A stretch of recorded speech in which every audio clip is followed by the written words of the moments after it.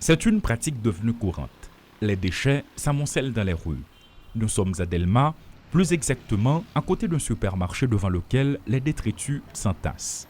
À notre arrivée, un camion communal procède à leur ramassage. Certains éboueurs portent un masque, d'autres n'en ont pas. Environ 2 fois par mois, ils sont obligés de procéder ainsi afin d'éviter que les déchets n'empiètent sur la rue et perturbent la circulation. Après avoir quitté la commune dirigée par l'édile Wilson Jody, nous nous rendons dans le centre-ville en passant par Nazon. Là encore, des tas d'immondices retiennent l'attention. Les déchets sont de différentes natures et encombrent totalement le trottoir, privant les piétons de leur espace réservé. Les véhicules circulent tant bien que mal. À Bois-Vernat, des agents de la mairie de Port-au-Prince, qui viennent tout juste de retirer les déchets accumulés depuis des semaines, ne portaient aucune protection contre le coronavirus. À Turgeau, une ravine est complètement remplie d'ordures alors que la saison cyclonique débute et qu'elle s'annonce pluvieuse. Inutile de s'appesantir sur les risques qu'encourt la capitale.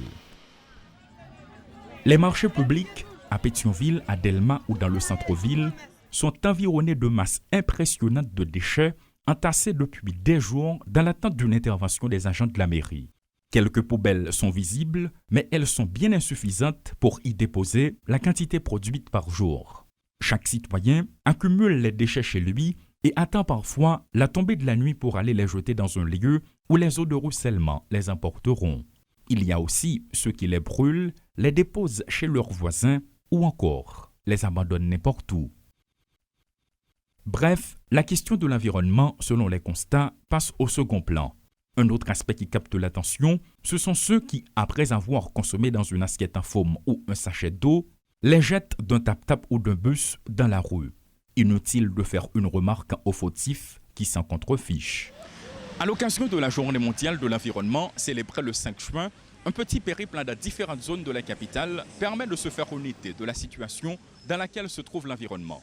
Plusieurs activités s'organisent un peu partout, mais au final, la tendance laisse croire que c'est pour marquer la date. Selon les constats, il n'y a rien de concret. Aujourd'hui, la mairie enlève une montagne de déchets alors que demain, elle y est pour la plus belle. Est-ce par manque de sensibilisation ou les citoyens ne sont-ils plus conscients des risques que cela représente? Certains vont plus loin dans leur réflexion en se demandant s'il est nécessaire de continuer à célébrer cette journée en Haïti. Elessie Duelassin et Rodolphe Pierre-Louis pour Télémétropole.